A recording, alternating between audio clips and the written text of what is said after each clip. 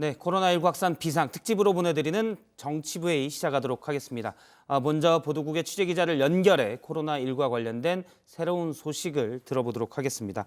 황혜린 기자가 연결돼 있는데요. 황혜린 기자, 오늘 하루 사이에 전국 코로나19 신규 확진자 수가 얼마나 늘었는지부터 짚어볼까요? 네, 오늘 오전 0시 기준으로 152명 늘었습니다. 하루 사이 나온 추가 확진자가 나흘째 계속 두 자릿수였는데 닷새 만에 다시 100명을 훌쩍 넘었습니다. 누적 확진자 수는 8,565명에 이릅니다. 지역별로 살펴보면 대구와 경북에서 109명이 나왔습니다. 수도권에서도 30명이 새로 확진 판정을 받았습니다. 검역 과정에서도 5명의 확진자가 나왔습니다. 완치된 인원은 407명 늘었습니다. 예, 확진자 중에서 중증 이상으로 판단되는 환자가 어제보다도 좀 늘었죠. 네, 방역당국은 코로나19 확진자 가운데 중증 단계 이상인 사람이 91명이라고 밝혔습니다. 어제보다 9명 더 많습니다. 스스로 호흡은 할 수 있지만 산소 치료를 받거나 38.5도 이상의 열이 있는 중증 환자가 32명입니다. 기계 호흡을 하거나 인공 심폐 장치인 에크모를 쓰는 위중한 경우도 59명에 이릅니다. 오늘 오전 0시 기준으로 국내 코로나19 치사율은 1.06%입니다. 네, 경제 상황도 심각하다 보니 오늘 문재인 대통령이 처음으로 비상경제회의를 주재했는데 어떤 얘기들이 있었습니까? 네, 오늘 문재인 대통령이 주재하는 비상경제회의가 처음으로 열렸습니다. 코로나19로 어려움을 겪고 있는 중소기업, 소상공인, 자영업자의 자금난을 해결하는 문제가 중점 사안이었습니다. 회의에서는 소상공인에 대한 긴급 경영자금 지원을 12조 원대 규모로 확대하기로 했습니다. 5조 5천억 원 규모의 특례 보증 지원도 이뤄집니다. 제2금융권까지 모든 금융기관에서 대출 원금의 만기도 연장하기로 했고 중소기업과 소상공인의 경우 이자 납부도 미뤄주기로 했습니다. 연 매출 1억 원 이하의 영세 상인들은 5천만 원까지 대출금 전액에 대한 보증을 제공해 빠르게 대출을 받을 수 있게 했습니다. 문 대통령은 또 이번 사태로 일자리를 잃은 사람들을 위한 지원 대책도 고민해달라고 덧붙였습니다. 예, 중동의 이란도 코로나19 확진자도 많고요. 사망자도 많았었는데 이란에 있던 우리 교민들을 태우고 온 전세기가 오늘 우리나라에 도착했지요. 네, 지금으로부터 약 2시간 전쯤에 이란에서 한국 교민을 태운 전세기가 인천공항에 도착했습니다. 이 전세기에는 이란 교민 74명과 이들의 이란 국적 가족인 6명 등 80명이 타고 있었습니다. 이들은 하루에서 이틀 정도 경기도 성남의 코이카 연수센터에 머물며 검사를 받게 됩니다. 검사 결과 음성이 나오게 되면 14일 동안 자가 격리에 들어갑니다. 지금까지 보도국에서 JTBC 황예린입니다. 예, 그럼 계속해서 스튜디오에서 얘기를 나누도록 하겠습니다. 오늘은 도움말을 주기 위해서 정기석 한림대 성심병원 호흡기내과 교수님이고요. 전에 질병관리본부장을 지낸 바 있습니다. 정기석 교수님이 나왔습니다. 안녕하세요. 네, 안녕하십니까. 예, 최근 나흘 동안 코로나19 확진자 매일 증가하는 확진자 수가 두 자릿수, 그러니까 100명을 넘지 않았다가 오늘 닷새 만에 100명을 넘었습니다. 훌쩍 넘어서 150명이 넘었는데요. 이 부분부터 짚어보도록 하겠습니다. 최종혁 기자. 네, 오늘 0시 기준으로요. 이 코로나19 확진자가 전날보다 152명이 늘었습니다. 자, 이로써 확진자 수는 총 8,565명이 됐고요. 최근 나흘 동안 신규 확진자의 하루 증가폭이 70에서 80대로 두 자릿수대를 유지했지만 닷새 만에 다시 100명대가 된 겁니다. 자, 신규 확진자 이 152명 가운데 대구, 경북에서 109명이 발생을 했고요. 어제 집단 감염이 확인됐던 대구 한사랑요양병원 확진자가 포함이 된 수치입니다. 관련해서 권영진 대구시장, 조금씩 줄어들었던 추가 확진자가 요양병원 등에서 집단 감염으로 늘고 있는 것을 우려를 했는데요. 그러다 보니까 사회복지시설이나 요양병원 책임자 등에게 각별한 당부를 부탁했습니다. 능력이 떨어진 고령자나 환자가 밀폐된 공간에서 공동생활을 하는 탓에 시설 내 감염이 빠르게 확산되고 중증 환자가 발생할 가능성이 대단히 높습니다. 병원 책임자 여러분께도 말씀드립니다.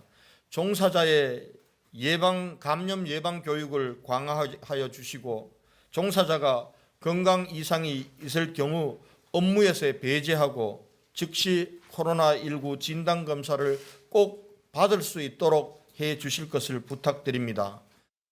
예, 요양병원 같은 곳은 면역력이 취약한 분들이 많기 때문에 특히 조심해야 된다고 저희도 처음부터 많이 강조를 했는데 잘 지켜지지 않았기 때문에 일단 대구에서 대규모 집단 감염이 또 나왔습니다.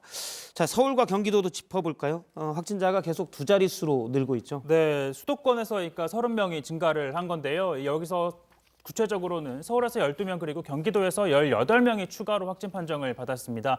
이로써 수도권 총 확진자는 600명이 넘게 됐고요. 참고로 격리에서 해제된 확진자는 407명이 늘어서 2,000명에 가까워졌습니다. 예, 중증 이상 확진자는 지금 몇 명 정도 됩니까? 네, 이 확진자 가운데 상태가 위중하거나 이 중증 이상으로 판단되는 환자 91명이고요. 중증 환자는 32명, 그리고 위중 환자는 59명입니다. 자, 어제 기준으로 중증 이상의 환자 82명이었지만 하루 새 9명이 는 겁니다. 자, 영시 기준 사망자는 91명인데 공식 정부 집계 후에 이 지자체가 발표한 것까지 포함하면 현재까지는 약 93명으로 집계가 되고 있습니다. 예, 93명 사망자도 계속 나오고 있고요. 중증 이상의 확진자 수도 줄어들진 않고 있는 모습입니다. 교수님께 몇 가지 좀 여쭤보면요. 지금 두 자릿수로 떨어지면서 곧 우리가 좀 더 조심하면 한 자릿수도 갈 수 있겠지라는 기대들이 있었는데 다시 152명, 대구 한마음요양병원에서 많이 나온 탓이 큰데요. 여전히 방심해서는 안 된다 이런 걸 보여주고 있는 것 같습니다. 예, 그렇습니다. 이제 대구 쪽에서 70여 명이 나오면서 150명이 됐지만 여전히 80명은 그 외 지역에서 발생을 한 것이거든요. 예. 그래서 이제 70명대로 떨어지면서 좋은 사인이라고 다들 말씀을 했고요. 그건 맞습니다. 그러나 지금 전국적으로 이 사회적 전파가 쭉 지속되고 있는 상황이기 때문에 앞으로도 100명 안팎의 흐름은 계속 갈 것이다. 예. 지금 기대와 달리 뭐 한 자리 숫자로 떨어지는 것은 당분간은 없습니다. 그렇지만 더 중요한 것은 어느 정도 이 감염은 퍼져나가야 돼요. 그래야 끝이 납니다. 안 예. 퍼져나가면 끝이 안 납니다. 다만 유입 속도를 계속 늦추고 해서 의료기관이 감내가 가능한, 수용이 가능한 정도로만 유입을 하게 되면 저희는 이거를 극복할 수가 있다고 보는 것입니다. 우리나라에서 의료기관이 감내할 수 있는 확진자 수, 물론 이제 누적되면 부담도 되지요. 물론 완치되는 확진자도 늘어나겠지만 그것도 부담이 될 텐데 하루에 몇 명 정도로 보십니까? 그 숫자도 중요하지만 중환자 숫자가 더 중요합니다. 지금 경증 환자들은 예. 병원에 입원을 못하면 생활치료센터에 가서 관찰하면 되고요. 웬만한 중증 환자들도 병원에서 치료가 가능한데 위중에 들어가면은 인공호흡기나 에크모를 써야 되거든요. 예. 그것은 재원이 한정되어 있습니다. 자원이. 그래서 이태리도 지금 저렇게 되는 이유가 그 치료를 못 받기 때문에 하루에 수백 명씩 죽어가는 겁니다. 예. 그래서 저희는 지금 전국에 있는 인공호흡기 숫자, 그다음에 그걸 가동할 수 있는 중환자 인력들 이런 것들을 의협에서 준비를 하고 있고요. 예. 그래서 그건 준비가 돼 있고 그다음에 조금 더 이제 잘하기 위해서 협력을 구하고 있는 상태이죠. 그래서 그 부분만 괜찮아지면 나머지는 웬만큼 환자가 발생해도 저희는 수용이 가능하다 그렇게 보고 있습니다. 예를 들어 정부에서는 계속 2, 3주만 더 사회적 거리두기를 하자 이렇게 얘기를 했었거든요. 다들 이제 제일 궁금한 게 이 상태가 언제 끝날까인데 계속 확진자 이렇게 나온다면 사회적 거리두기는 언제까지 지속할 수가 있겠습니까? 예를 들어 구체적으로 말하면 계약이 그러면 100명씩 계속 나온다면 초, 중, 고 계약이 계속 연기돼야 하는 건지요. 교수님 생각은 어떠십니까? 어려운 판단인데요.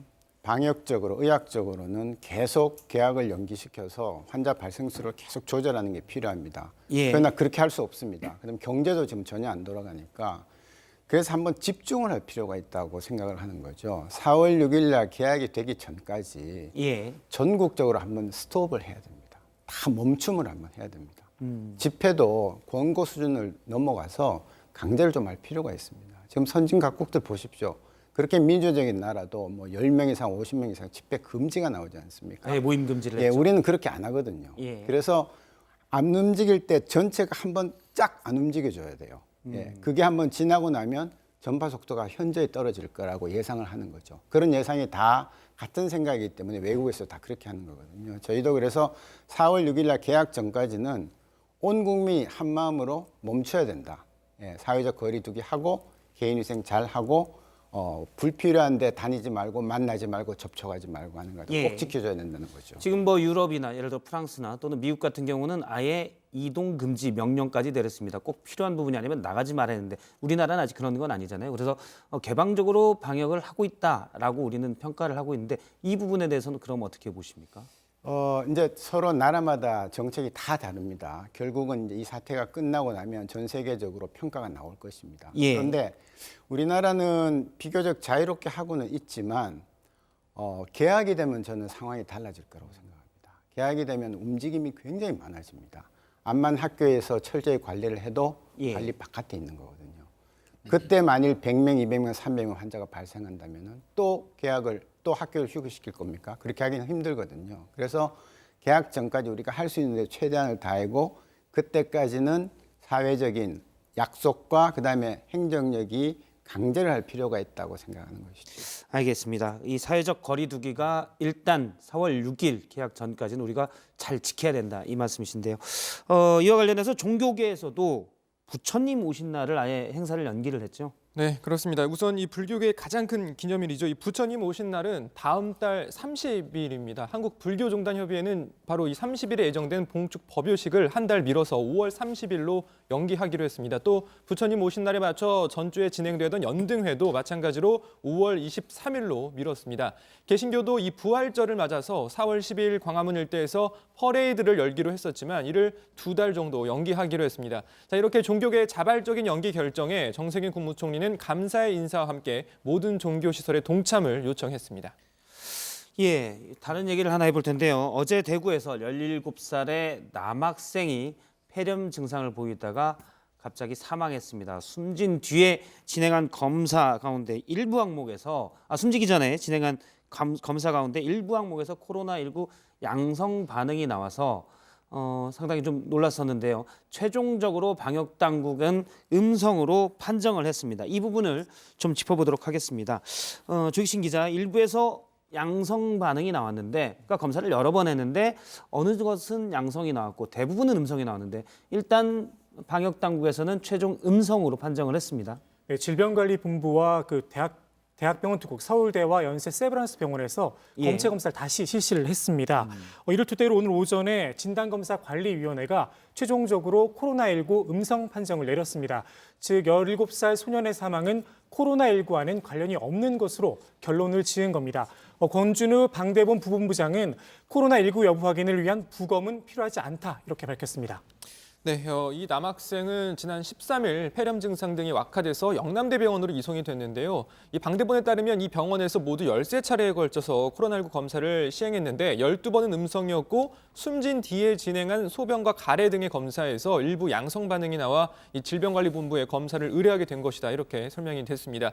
결국 앞서 말씀드린 것처럼 여러 기관에서 재분석을 한 결과 모두 코로나 바이러스가 검출되지 않아 음성으로 결론 내리게 된 겁니다.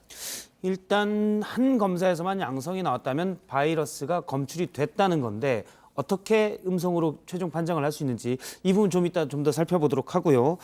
먼저 이제 숨진 남학생의 사망 진단서에 병원에서 사인을 코로나로 이렇게 적었었다고요? 네, 그 부분도 좀 혼선을 주고 있는 대목이긴 한데요. 숨진 남학생의 부모가 중앙일보에 공개한 아들의 사망 진단서가 있습니다. 이 진단서에 따르면 사인이 코로나 폐렴에 의한 급성호흡 부전으로 되어 있습니다. 자, 그런데 이 학생 부모 측에 따르면요, 이후 병원 측에서 사망 원인을 일반 폐렴으로 바꿔주겠다라고 했고 이 부모 역시 결과를 보고 다시 그럼 결정을 하자라고 전달을 했다고 합니다. 그러니까 병원 측에서도 일단은 코로나19일 가능성을 염두에 두고 있었다라고 해석해 볼 수 있을 텐데요. 방역 당국에 따르면 이 소변 등 일부 검사에서 양성 반응이 나온 건 이 검사를 실시한 영남대 병원 실험실이 오염이 됐거나 또는 기술적인 오류일 가능성이 있다라고 밝혔는데요. 그럼 왜 최초 사망 진단서에 코로나19일 가능성이 되어 있었냐라는 질문에 방역 당국은 이렇게 답합니다. 들어보시죠. 영남대 의료원의 검사상의 잘못이 발생을 한 부분이기 때문에 그 잘못에 근거한 임상적 판단이라서 일단은 그 임상적 판단조차도 근거가 잘못됐다면 맞는 판단은 아닌 것으로 당연히 생각할 수 있을 것 같습니다.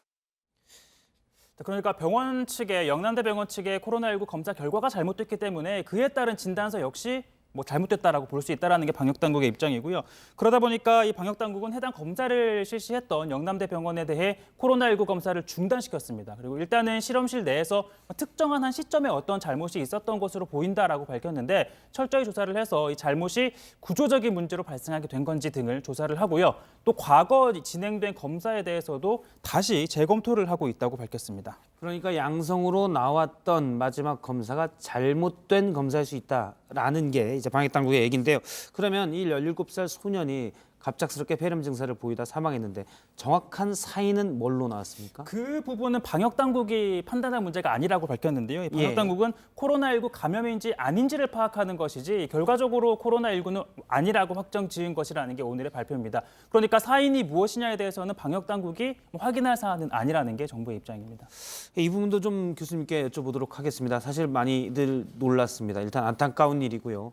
또 이제 젊은 기저질환이 없는 학생이 만일 코로나19였다면 또 이렇게 다른 양상이어서 그런데 일단 방역당국 얘기는 13번 가운데 12번 검사가 음성 나왔고 마지막에 양성이 나왔지만 이건 기술적 오류였을 가능성이 크다라는 건데 이럴 수도 있는 겁니까?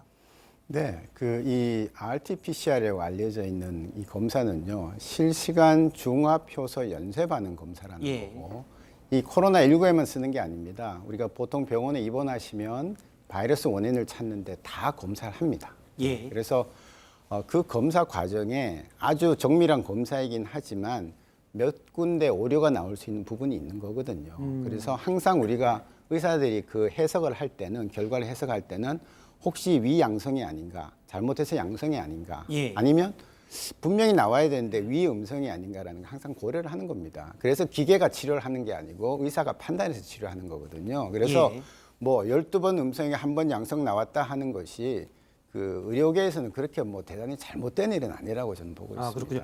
저희가 이제 비전문가 입장에서, 전문가가 아닌 사람 입장에서 볼 때는 바이러스가 검출되면 양성이 되고, 그러니까 바이러스를 이 진단 키트가 못 잡아낼 순 있어도 없는 걸 있는 걸로 만드는 건 어렵지 않을까, 기술적으로, 이런 생각이 들거든요. 근데 그건 또 아닌가 보군요. 앞서 이제 위양성이라는 표현을 쓰신 거 보니까. 예, 왜냐하면 이 유전자의 일부분을 튀겨가지고 예. 증폭을 시켜서 찾는 거기 때문에 미세한 오염된 물질이 들어가서 증폭을 해서 비슷하게 나와버리면은 그래서 예. 위양성이라고 오인할 수가 있는 겁니다. 아, 그렇군요. 근데 의사들은 그걸 다 알고 있습니다. 예. 그런 걸 다 감안해서 이제 치료를 하는 것이기 때문에요. 뭐 그렇게 오류라고 볼 수는 없습니다. 이런 오류가 맞습니까? 왜냐하면 이런 오류가 어느 정도 통계적으로 꽤 나온다면 지금까지 했던 양성 판정 또는 음성 판정에 대한 신뢰성이 떨어지기 때문에요.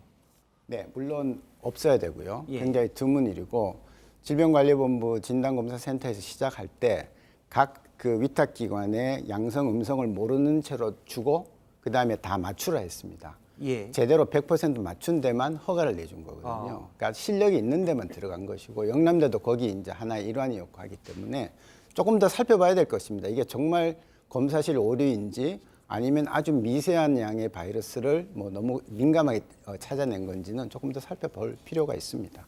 예, 알겠습니다. 이 부분도 좀 그렇습니다. 기저질환이 없던 젊은 청년이 폐렴 증세를 보이다가 갑자기 악화돼서 숨졌는데요. 이건 그러면 어떤 상황, 어떻게 보실 가능성이 있을까요? 네, 흔한 일은 아닌데요. 뭐 제가 이제 폐렴 환자를 30년 이상 보면은 예. 뭐 이런 일 있을 수 있습니다. 안타깝지만 젊은 사람이 들어와서 며칠 안에 폐렴이 심해져서 사망한 일이 있습니다. 원인균 못 찾습니다, 되게. 예. 그래서 이 환자분도 아마도 바이러스였을 겁니다. 근데 우리가 코로나19 이렇게 겁내지만 우리가 찾지도 못하는 그런 바이러스들이 이 세상에 돌아다니고 있습니다. 예. 그래서 우리가 제일 유명한 바이러스 8개를 항상 검사를 하거든요. 거기에 음성이고 코로나19에는 음성입니다. 그럼 나머지 바이러스는 우리가 알 수가 없습니다. 예. 그렇지만 흔한 일이 아니고 드문 일이기 때문에 우리가 끝까지 추적은 못해요. 예. 그렇지만 이런 일은 병원에서는 드물지만 일어날 수 있는 일이다. 그렇게 말씀드립니다. 그러면 새로운 바이러스라기보다는 기존에 있던 아주 드문 사례의 바이러스가 검출됐을 가능성이 있다라는 말씀이신가요? 예, 그렇지만 이제 보통 그런 경우에는 우리가 바이러스를 찾아도 찾아지지가 않습니다. 예. 우리가 아는 바이러스만 찾는 거거든요. 아. 예, 그래서 찾아지지 않는 겁니다. 대구에서는 처음에 사이토카인 폭풍이라고 얘기를 분석을 했었습니다. 저도 몰라서 이게 찾아보니까 몸에 바이러스가 들어오면 몸의 면역 체계가 과민 반응을 보여서 다른 정상 세포도 많이 좀 죽인다거나 이래서 불필요한 염증 반응을 과다하게 낸다 이런 얘기가 있었는데 이건 어떤 건지요? 좀 설명을 해주신다면요. 예, 그 사이토카인 폭풍이란 말이 나오는 걸 보고 야 우리나라 국민 수준 정말 높아지겠구나 싶었는데요. 사이토카인 폭풍은 심한 폐렴 때 나타날 수 있는 일부 현상이고요. 통계에 의하면 한 4% 정도밖에 되지 않아요. 나머지는 다 우리가 알고 있는 심한 폐렴 때 가는 ARDS라는 그런 급성호흡곤란 증후군으로 가는 겁니다. 예. 가는 건데 그 중에 일부 메커니즘이 이제 이 사이토카인 스톰이라는 건데요. 사이토카인은 뭔가 하면 세포에서 나오는 자극 물질입니다. 세포 간에 그 정보를 전달하는 것이죠. 예. 그래서 바이러스가 내 몸에 들어오면은 내 세포에서 이걸 물리쳐야 되니까 사이토카인들이 나옵니다. 그러면 그 사이토카인은 내 몸에서 나를 물리칠 수 있는 백혈구를 불러들이고 임파구를 불러들이고 해서 이제 쫙 그 사이토카인의 캐스케이드라고 폭포가 쫙 흐르는 거거든요. 근데 적당히 흘러야 되는데 너무 과하게 흐르는 거예요. 그러면 내 아이의 정상적인 몸도 그 사이토카인에 의해서 공격을 받습니다. 그러면서 다장기 부전이 오는 거죠. 지금 이 환자도 여러 군데 장기가 부전이 와서 사망에 이르렀기 때문에 예. 여러 군데 장기가 내 몸에서 만든 사이토카인이 그냥 가서 공격을 해버리는 것이죠. 너무 과민 반응. 이건 바이러스의 특성이라기보다도 통계적으로 간혹 이 환자에 따라서 일어날 수 있는 반응이군요. 네, 이 바이러스만 있는 거 아닙니다. 예, 다른 다른 바이러스들도 바이러스도 다 어떤 외부에서 강한 자극이 오면 그걸 물리치기 위한 하나의 과정이기 때문에 꼭 예. 코로나19에서 나오는 건 아닙니다. 알겠습니다. 방역당국에서는 일단 영남대 병원 측의 오류 가능성도 높게 보고 있는 것으로 보이는데 병원 측의 입장은 뭔가요? 병원 측 관계자가 중앙일보와 통화를 했는데 여기서 황당하다 이런 반응을 좀 보였다고 합니다. 예. 특히 방역당국이 영남대 병원에서 13번 검사를 했다고 했는데 병원은 8번만 실시했다 이렇게 반박을 했습니다. 이 가운데 7번은 음성, 마지막 1번은 의심 소견이 나온 것이라고 밝혔는데요. 특히 병원의 실험실 전체가 오염됐다고 이야기한 거에 대해서 강한 불만을 또 나타냈다고 합니다. 오염이 된 것이라면 해당 남학생이 7번 음성 판정을 받은 건 어떻게 설명할 수 있겠느냐 이렇게 반박을 했다고 합니다. 무엇보다 지금까지 병원에서 검사를 받은 사람들 가운데 자신의 검사 결과가 맞냐고 항의하는 등 혼선이 또 빚어지고 있다고 주장을 했습니다. 예, 이런 부분이 또 우려가 되겠군요. 과연 격리가 오랫동안 돼 있었는데 정말 내가 양성이 맞았냐라고 따지는 분들도 충분히 있을 것 같고요. 그런데 이 부분은 좀 짚어봐야 될 것 같습니다. 이 학생이 최초에 열이 많이 나서 부모님이 이제 데리고 병원을 찾아갔지만 병원에서는 코로나19가 아니면 뭐 입원할 수 없다. 고열에도 별로 치료를 안 했다고 하던데요. 네, 중앙일보 보도였는데 이 남학생 부모에 따르면 지난 10일 발열 증상을 보였고 또 12일 오후에 경산중앙병원 선별진료소를 찾았지만 시간이 늦어서 검사를 받지 못했다고 합니다. 특히 당시 체온이 41.5도였는데 해열제와 항생제만 처방받은 게 전부였다는 게 부모의 주장입니다. 자, 이튿날 다시 중앙병원 이 선별진료소를 찾아가서 코로나19 검사와 폐 엑스레이 사진을 찍었고 그날 저녁에 상황이 악화돼서 이 병원에 전화를 했더니 오늘 밤을 넘기기 힘들 것 같다 이런 말을 들었고 바로 영남대 병원으로 이송이 됐다는 겁니다. 다만 이 경산중앙병원 측은 학생이 숨진 데 대해 송구하다라는 입장을 밝히면서도 처음 왔을 때 체온은 41.5도가 아니라 39도였고 코로나 검사 결과가 나오지 않은 상황에서 영남대 병원에 사정해 이 환자를 이송시켰다 이렇게 말했습니다. 교수님 이 부분도 좀 짚어볼 필요가 있을 것 같습니다. 저희가 대구를 얘기하면서 했던 게 의료 시스템이 일단 코로나19에 계속 나오는 환자들을 막을 수가 있느냐의 문제, 여러 개 문제겠죠. 또 하나는 코로나19 환자가 또 중증 이상의 환자가 폭증하게 되면 다른 일반 환자들, 지금 이 학생의 경우도 이제 코로나19가 최종 음성 판정이 됐으니까요. 일반 환자인데 병원에서 제대로 받지를 못했거든요. 또 사실은 그 시스템의 문제가 아니겠습니까? 물론 여러 개 문제이기도 했지만요. 예, 그래서 이게 지금 우리가 우려하던 부분이거든요. 예. 지금 우리나라가 의료가 참 잘 돼 있고 하지만 병원은 항상 10,000원입니다. 특히 병실은. 그런데 거기다 코로나19 환자라는 과부하가 걸리고 만 것이죠. 그래서 평소 같으면 제대로 치료받아서 살아날 수 있던 분들이 이 코로나라는 과부하 때문에 제대로 된 치료를 못 받습니다. 예, 제때 가야 돼. 이분도 마찬가지예요. 지금 혹시라도 이분이 바이러스가 아니고 세균성이었다면은 예. 정말 치료 시기를 놓친 거예요. 예. 세균성은 발견되고 한 4시간, 늦어도 8시간에 항생제가 제대로 된 게 들어가면 사는 거거든요. 예. 근데 지금 얼마나 늦춰졌습니까? 예. 근데 이제 그쪽 사정도 이해가 가는 게 중소병원에서 대학병원에 보내려면 대학병원 자리가 없다고 못 받아줍니다. 그럼 무턱대고 보낼 수는 없는 거거든요. 예. 그래서 이제 사실은 조금 더 환자를 자세히 보면서 그다음 결정을 해줬어야 됐는데 아마 거기에서는 뭐 제가 자세히는 모르겠지만 조금 미진했던 게 있었던 것 같고 그러다 보니까 이분뿐만 아니라 다른 여러 가지 병으로 합병증이 와가지고 지금 문제가 되고 있는 분들이 치료가 늦어지거나 예. 또 입원이 안 되거나 하는 이런 일이 생기는 것이고요. 대구는 이미 그래서 이제 어느 한계치를 넘어버려서 지금 문제가 생긴 거고 진짜는 수도권이에요. 지금은 아직 잠잠하게 정말 잘하고 있는데 방역을 혹시라도 집단 감염이 어디서 터져서 대구 같은 예가 생기면은 예. 감당 못합니다. 대구가 대학병원이 5개가 있는 도시예요. 그러면 경인 지역에는 지금 50개가 있어야 인구비가 맞는 거거든요. 여기는 2,500만, 대구는 240만이니까. 그러니까 50개가 있어도 안 된다는 얘기입니다. 그럼 과연 그렇게 갈 만한 대학병원이 50개가 있겠느냐라는 거죠. 또 기존에 사실 각 지방에서 중증 환자들의 경우 서울의 대형 병원에 와 있는 경우가 많기 때문에 사실은 서울은 이미 약간 과부하가 있다라고 봐도 되겠죠. 예, 그리고 아까 그 말씀을 드렸지만 인공호흡기는 이미 평소에도 과부하가 걸려 있어요. 예. 그래서 응급실끼리 서로 연락을 할 때 병원에 제일 먼저 묻는 게 거기에 인공호흡기 있냐 물어보는 겁니다. 없어. 그럼 못 보냅니다. 평소에도 그런데 지금 만일 이 수도권에 코로나19 때문에 과부하가 한 4, 50명이 중환이 생겼다. 지금 전체적으로 한 50명이 있지 않습니까? 예. 거기에서 추가로 50명이 서울 지역에 생겼다 그러면 감당 못하는 거죠.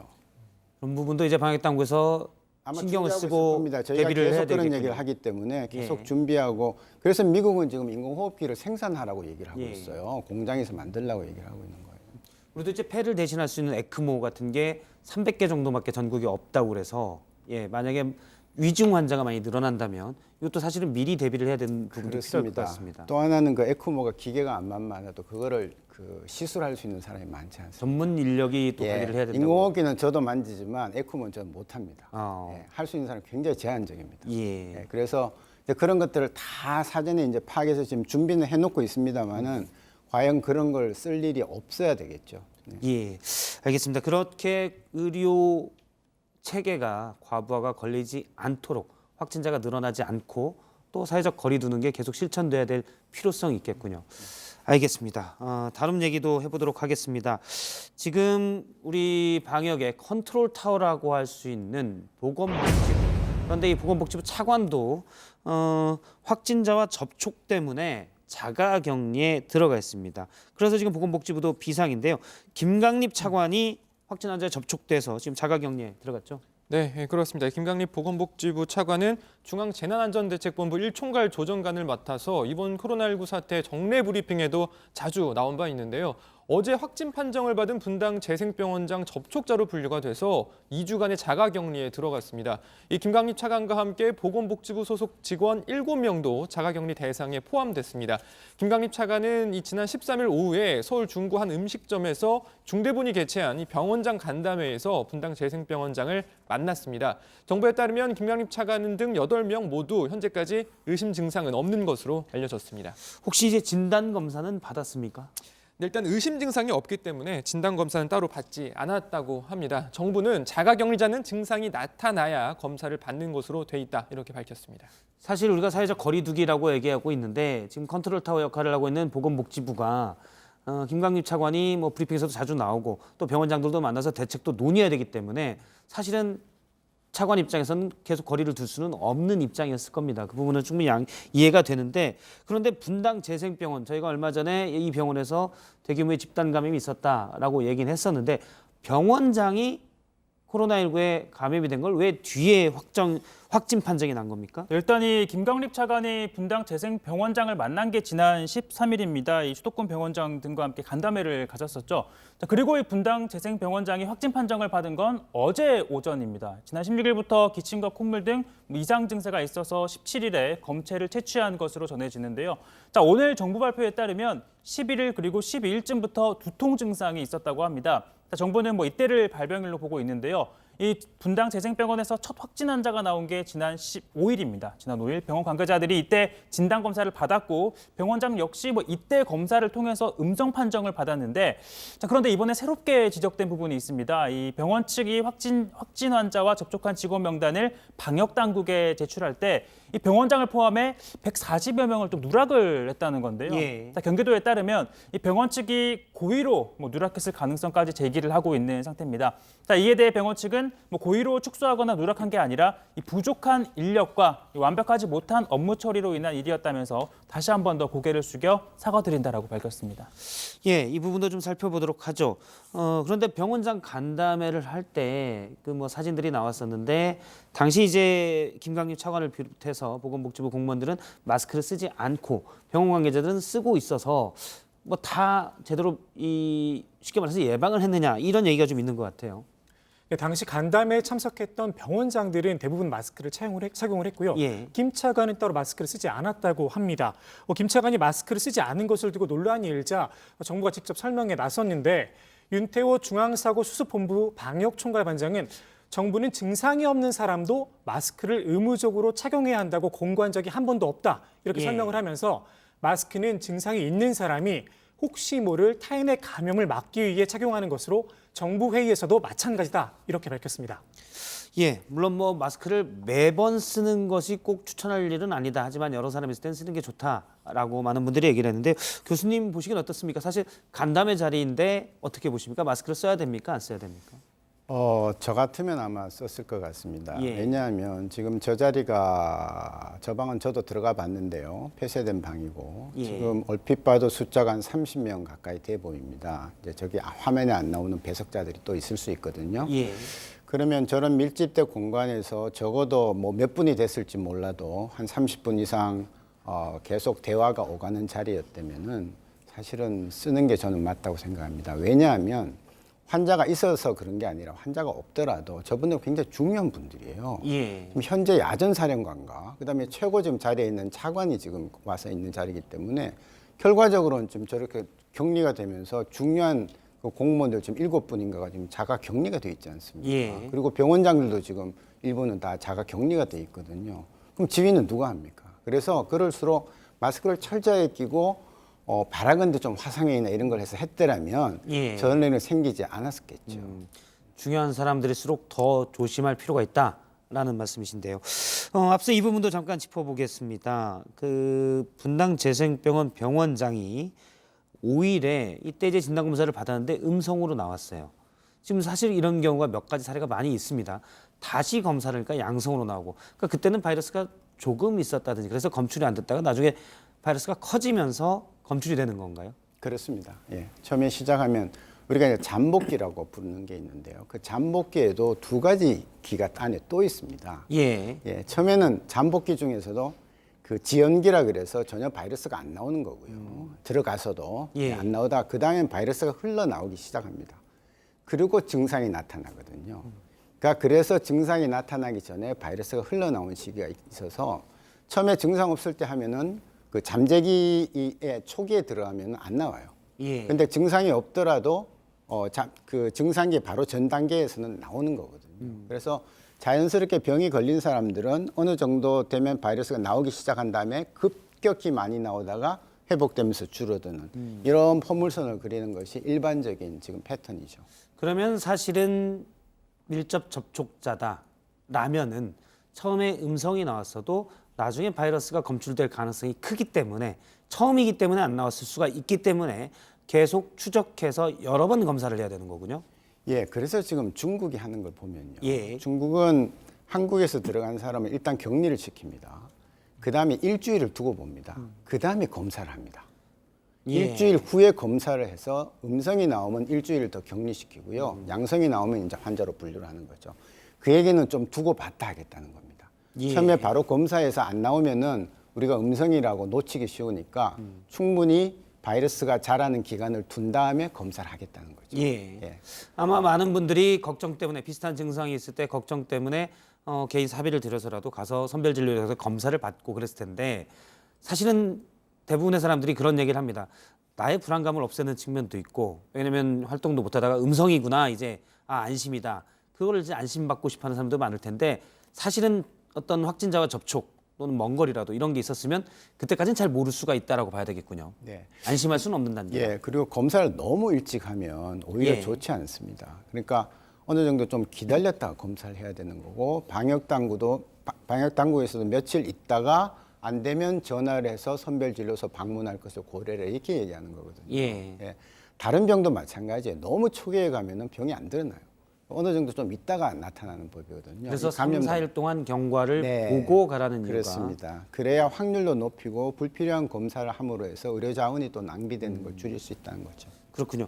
만약 이 분당재생병원장도 처음부터 격리 대상자로 분류가 됐었다면 그 계속 추적해서 검사를 해서 더 알고 그 뒤에 접촉을 훨씬 안 할 수도 있었을 텐데 그 명단에서 빠지면서 사실은 이런 일이 생겼을 가능성도 크다라고 볼 수 있겠군요. 예, 그 부분은 참 안타깝습니다. 그리고 그분이 뭐 2주 동안 병원에 계속 있었기 때문에 예. 사실은 노출될 확률이 너무나 높았던 거죠.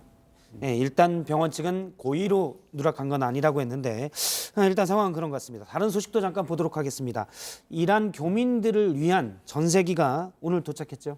네, 아랍에미리트에서 이란 교민 74명과 또 이들의 이란 국적 가족 6명 등 80명을 태운 전세기가 조금 전인 오후 4시 반쯤 인천국제공항에 도착을 했습니다. 미국의 대이란 제재 등으로 우리 국적기가 바로 이란으로 들어갈 수는 없어서 이란 테헤란에서 두바이까지는 이란 항공을 이용한 뒤에 두바이에서 아시아나 항공 전세기로 환승을 했습니다. 이 전세기에는 외교부 직원과 의료진 등 신속 대응팀이 탑승해서 교민 등을 대상으로 기침, 발열 등 코로나19 의심 증상 여부를 확인했다고 하는데요.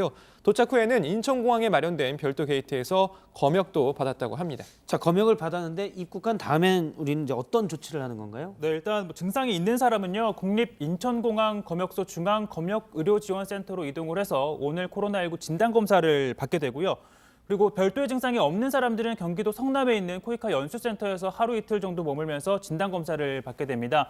검사에서 음성이 나온 교민들은 자택으로 돌아가게 되고요. 돌아가더라도 14일 동안은 자가 격리를 해야 합니다. 앞서 이제 교수님 말씀 들었듯이 이 바이러스가 나중에 검출될 수가 있기 때문에 일단은 자가 격리를 하면서 본인의 이제 몸의 경과를 보는 거군요. 아직 이란에 남아 있는 교민들도 좀 많다고 하던데요. 네, 지금 이란에 거주하고 있는 교민 등 한국에는 모두 한 200명 정도라고 하는데요. 자, 이번에 전세기로 귀환한 인원을 제외하면 현재에는 100명 남짓 정도 남아 있을 것으로 추정이 되고 있습니다. 예, 이란은 중동에서 확진자가 가장 많이 나오고 또 사망자도 많기 때문에 거기에 있었던, 그러니까 의료 시스템이 많이 붕괴돼 있기 때문에 많이 거기에 있던 교민들이 되게 불안했을 것이고요. 그래서 지금 전세기가 투입돼서 모두 우리나라에 모두는 아니고 80명이 왔습니다. 그런데 이제 유럽의 이탈리아도 의료 시스템이 붕괴됐다고 하는데요. 여기에 교민 상황도 좀 보도록 하죠. 여기도 이제 한국으로 가고 싶다 이런 분들이 많다고요. 네, 아직 정부 차원에서 뭐 점색이나 임시 항공편을 띄우려는 움직임은 아직까지는 없습니다. 그렇다 보니 이탈리아 교민들이 자체적으로 한국으로 돌아갈 방법을 찾는 것으로 전해졌습니다. 이탈리아 현지 교민회 등이 파악한 바로는 현재 한국행을 희망하는 교민은 대략 500명 정도라고 하는데요. 상당수가 피해가 가장 큰 이탈리아 북부 지역에 거주하는 교민인 것으로 알려졌습니다. 그런데 이탈리아 교민들의 한국행 희망 소식이 전해지자 온라인 커뮤니티를 중심으로 해서 이탈리아 교민 입국 반대한다 주장이 나오고 있는데요. 청와대 홈페이지 국민청원회까지 등장을 했습니다. 그러니까 이들이 주장하는 건 교민들 입국을 하면 바이러스가 여기에서 유입이 되는 거 아니냐 이런 우려를 드러내고 있는 겁니다. 지금 뭐 예전 중국과의 입국 금지부터 이런 부분들이 계속 논란이 되고 있는 것 같습니다. 일단 교민 입장에서 보면 이탈리아의 의료 시스템이 붕괴돼 있고 확진자도 많기 때문에 거기에 계속 있는 건 정말 위험할 수도 있는 문제고요. 또 우리나라에 지금 있는 국민들 입장에서 본다면 어쨌든 바이러스 감염 위험성이 큰 사람들이 계속 들어온다는 것 자체는 아마 깨림칙할 수도 있는 문제고요. 정부로서도 곤란한 일일 텐데 교수님은 어떻게 생각하십니까? 받아줘야죠. 지금 우리 국민이 지금 얼마나 많이 감염이 돼 있는데요. 받아서 생활치료센터, 그러니까 병이 아니더라도 그런 준에서 거기다 수용을 하고 예. 찾아내면 됩니다. 우리 뭐 아직까지 여유가 많으니까요. 예, 원하시는 분들 받아줘야죠. 우리 동포 아닙니까? 그렇죠. 인권의 측면에서 네. 사실은 지금 이탈리아만이 의료 시스템이 붕괴됐다고 계속 사망자도 제일 지금 많이 나오고 있기 때문에요. 받아주되 방역과 검역을 철저히 하면 된다라는 말씀이시죠. 네, 숫자도 많지도 않을 겁니다. 예. 그렇게 하는 게 맞고요. 지금 이태리는 거의 붕괴가 돼가지고 놀라운 건 의료진의 감염률이 7, 8%예요. 예. 중국은 한 3.8%로 발표했거든, 의료진이. 근데 그 의료진이 그렇게 망가지면 누가 치료합니까? 뭐 누구나 다 상식적으로 생각할 수 있듯이. 그다음에 거기는 인공호흡기 자체가 굉장히 적습니다. 그러니까 예. 한번 제대로 된 치료를 받아보지도 못하고 이제 사망하고 있는 거죠. 예. 같은 사실 우리 동포고요. 검역과 방역 관리만 철저히 하면 문제가 없다. 아직은 우린 그런 여유가 되고 있는 상황이고요. 알겠습니다. 사실 방역도 문제지만 또 최근 많이 나오는 건 경제입니다. 경제도 문제인데 이 부분을 집중적으로 얘기를 해보도록 하겠습니다. 지금 세계 각국이 코로나19로 인해 휘청거리는 경제를 살리기 위해서 안간힘을 쓰고 있습니다. 액수면에서도 뭐 역대 최대 규모의 경기 부양책을 각국이 속속 내놓고 있는데요. 또 직접 국민 호주머니에 직접 현금을 지원하는 정책도 앞다퉈 내놓고 있습니다. 각 국의 경제 살리기 정책을 신혜원 반장이 정리를 해봤습니다. I view it as in a sense, a wartime president. I mean, that's what we're fighting. I mean, it's a very tough situation here. 네, 트럼프 대통령은 자신을 전쟁 중인 워타임 wartime 대통령이라고 president. 칭했습니다. 코로나19에 대응하기 위해 국방물자법을 발동하기로 했는데요. 1950년 한국전 지원을 위해서 만들어진 법으로 이 대통령이 민간 생산에 개입해서 필요한 물자를 공급할 수 있도록 하고 있습니다. 마스크나 인공호흡기 같은 물품의 생산 속도를 높이기 위한 조치입니다. 하지만 이 코로나19의 여파, 보건, 방역 분야를 넘어서 이제 글로벌 넘버원 미국의 경제까지 뒤흔들고 있습니다. 그야말로 모든 게 전시 상황인데요. 미국 뉴욕 증시에선 또다시 15분간 거래 중지, 이른바 서킷 브레이커가 발동됐습니다. 최근 열흘 동안 네 번째인데요. 전방위적인 경기 부양책으로 반짝 오르는 듯 하더니 하루를 버티지 못하고 폭락한 겁니다. S&P 500 지수는 2398.10에 마감했고요. 다우 지수는 2만 선이 무너졌습니다. You have to do things. You have to close parts of an economy that 6 weeks ago were the best they've ever been. We had the best economy we've ever had, and then one day you have to close it down in order to defeat this enemy.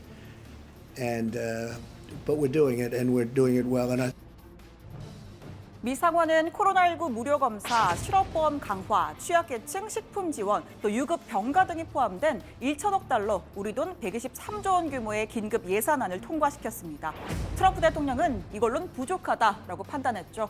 이 예산과는 별개로 또 다른 1조 달러, 우리 돈 1,250조의 경기 부양안도 처리해달라고 요청했습니다.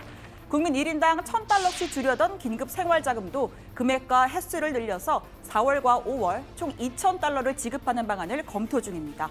실현된다면 모두 5천억 달러, 약 630조 원의 현금 지원이 이루어지는 겁니다. Just how long it will take to get through these steps is unclear, but as everyone knows, we are moving rapidly because the situation demands it. 이처럼 국민들 주머니에 직접 현금을 넣어주는 대책 곳곳에서 나오는데요. 마이니치 신문에 따르면 일본 정부도 최근 이어진 소비 부진을 고려해서 2009년 금융위 때보다 더 큰 금액을 지원하는 걸 검토 중입니다. 2009년엔 약 2조 원, 24조 원가량을 투입했었습니다. 자, 홍콩도 모든 성인 영주권자에게 1인당 1만 홍콩 달러, 약 155만 원을 지급하기로 했고요. 또 호주는 오는 31일부터 연금 실업급여 수급자에게 1인당 750 호주 달러, 약 58만 원의 일회성 현금을 지급합니다. 그럼 유럽은 어떨까요? 유럽 지역의 누적 확진자 수는 약 9만여 명, 8만여 명 초반대인 중국을 뛰어넘었습니다. 2차 대전 후 최대 위기란 평가 속에 유럽중앙은행은 현지 시각 18일 밤 예정에 없던 긴급 심야회의를 열었습니다. 7,500억 유로, 약 한화로 1,030조 원에 달하는 천문학적 규모의 긴급 지원책도 발표했습니다. 자, 이렇게 각국 정부들 역대 최대 규모의 돈을 풀어내고 있는데 우선 영국은요, 지난 11일 300억 파운드, 약 45조 원 규모의 정책 패키지를 내놓은 데 이어서 17일 주택담보대출 상환을 3개월 동안 유예하는 조치를 발표했습니다. 약 3,300억 파운드, 우리 돈 약 495조 원 규모의 대출 보증에 나서는 건데 이건 영국 GDP 15%와 맞먹는 규모입니다. As I've said tonight and in the past few days, we keep everything under continuous review, and we will not hesitate to bring forward further and faster measures where we think that is necessary. 자, 스페인도요, 기업과 자영업자들을 위해서 총 2천억 유로 규모의 긴급 대책을 발표했습니다. 스페인 GDP 전체의 20%에 해당하는 규모입니다. 프랑스의 마크롱 대통령은 그 어떤 프랑스인도 생계에 지장을 받지 않도록 하겠다면서 3천억 유로 규모의 은행 대출을 보증하겠다고 밝혔습니다. 또 대기업이 무너질 것을 대비해서 필요하면 국유화까지 검토하겠다고 했죠. 만약 사태가 장기화된다면 글로벌 금융위 때보다 더 심각한 경기 침체가 올 수 있다는 우려가 나옵니다. 이미 JP모건은 올해 2분기 미국 GDP 성장률이 전기 대비 14% 하락할 거란 전망을 내놨는데요. 코로나발 경제 위기에 대처하는 전 세계 소식 이어서 더 들어보겠습니다. 예, 계속해서 얘기를 좀 나눠보도록 하겠습니다. 일단 지금 경제가 좋지 않을 것이다. 지금도 좋지 않고요. 앞으로도 안 좋을 것이다는 것은 세계 증시가 명확히 보여주고 있는 것으로 보입니다. 그래서 지금 각국에서 여러 대책을 내놓고 있는데 상당히 좀 많이 그 대책 규모가 큰 것 같습니다. 네, 뭐 아무래도 미국 같은 경우에는 현금 지원을 지금 고려를 하고 있는 거잖아요. 아무래도 즉각적인 효과를 낼 수 있다 보니까 그런 건데 일단 트럼프 행정부는 4월과 5월에 각각 $1,000짜리 수표를 미국인 개개인에게 보내주는 방안을 추진하고 있습니다. 자, 문우신 재무장관 역시 미국인들은 지금 현금이 필요하다라고 공언한 바 있죠. 자, 이 방안은 모두 $5,000억, 우리 돈으로 630조 원이 소요될 것으로 보입니다. 그리고 일본 정부도 역시 자국민들에게 현금을 나눠주는 방안을 검토하고 있는데 최근 소비가 좀 부진하다라는 점을 고려해서 2009년 세계 금융위기 때보다 더 큰 금액을 배포하는 쪽에 무게가 실리고 있다고 합니다. 자, 이 밖에도 홍콩과 대만, 싱가포르, 또 호주 등도 현금 지원에 나섰습니다. 예, 당장 쓸 돈들이 없기 때문에 각국에서 이렇게 현금 지원에 무게중심을 두고 있습니다. 기초생계를 유지하는 차원에서는 일단 현금이 필요한데 교수님께 좀 여쭤보면 사실은 이거는 사회적 거리 두기와 경제는 어떻게 보면 대척점에 있는 부분들이어서요. 거리를 두다 보면 사회적 교류로 인해서 발생하는 소비들, 이게 없기 때문에 사실 경제는 점점 안 좋아질 거고요. 방역을 하려면 거리는 계속 둬야 되고요. 그래서 이 접점을 어느 정도 수준에서 찾을 수가 있을까? 이분이 사실 어려울 것 같습니다. 아마 각 나라별로 따로 움직여야 될 건데요. 우리나라 같은 경우는 지금 이제 100명 밑에 선에서 조금씩 더 내려가는 선에서 계속 급작스러운 상승만 없대면은 저는 그냥 4월 6일 날 계약을 조심스럽게 고려해도 된다고 생각합니다. 이 정도 수준이라면요? 네, 다만 끝까지 사회적 거리 두기에 대한 마음가짐은 꼭 가져야 된다고 보고요. 그다음에 이제 우리가 얘기하는 수칙들은 꼭 지켜줘야 된다고 봅니다. 다만 이제 당연히 변수는 있겠죠. 또 하나의 또 다른 큰 피크가 생긴다면 그거는 좀 달라질 수 있겠지만 그럴 거고 외국 같은 경우에는 각자 자기 나라에 맞는 지금 행동을 하고 있기 때문에 다 따로일 텐데 문제는 저희가 어느 정도 정리가 돼도 지금같이 이제 외국에서 자꾸 들어오는 부분들이 생기면 통제가 불가능하거든요. 그래서 지금 정부에서도 아마 그쪽으로 가는 것 같은데 저희도 외국하고 같은 발걸음으로 한번 일정 기간은 지금 기회가 좋거든요. 4월 6일까지니까 그때까지는 좀 더 통제를 해야 되지 않겠나. 외국에서 들어오는 인력에 대해서. 그래서 내국인과 외국인이 입국하는 것. 지금 우리는 이제 특별 입국 절차라는 걸로 검역을 좀 더 강화하면서 입국을 허용하고 있는데 조금은 더 봉쇄가 필요하다는 말씀이시군요. 내국인들은 다 자가격리하고요. 스스로. 그다음에 외국인들에 대해서도 지금보다는 더 강력한 방역이 필요하다는 그런 시점입니다. 그런데요. 지금 세계 경제가 다 각국이 연결돼 있고요. 그중에서도 우리나라는 가장 많이 연결돼 있는 나라입니다. 수출 비중이 크기도 하고요. 그래서 우리가 어느 정도 내수해서 적정한 지금 교수님 말씀처럼 적정한 거리 두기를 하면서 일상생활을 이어가는 식으로 해법을 찾는다고 하더라도 세계 경제가 계속 안 좋으면 우리나라도 같이 안 좋아질 것이기 때문에 사실은 세계적으로 이 대유행이 어느 정도 상당 부분 진정이 돼야 되잖아요. 그건 언제로 볼 수 있을까요? 예, 그건 늘 이제 추측이 어려운데 희망적으로는 여름 정도에 북반구에서는 큰 피크가 일단은 가라앉을 수 있다고 보고요. 예. 그러나 자잘한 파도는 이번 겨울까지 계속 갈 거라고 봅니다. 또 하나는 지금 호주가 굉장히 강력하게 나오고 있는 이유는 이제 그네들의 겨울이 오기 때문입니다. 예. 또 하나 남미와 아프리카도 적도 하반부에 있는데요. 거기는 의료시설이 당연히 우리보다 훨씬 나쁘기 때문에 환자가 발생하기 시작하면 걷잡을 수 생길 겁니다. 물론 그분들이 바깥으로 안 나올 수도 있지만 이 바이러스가 전 세계를 돌고 있는 거라서 예. 그렇게 되면은 그런저런 이유로 제가 이번 금년 말까지는 이 코로나의 그 침체로부터 나오기는 힘들다는 것이고요.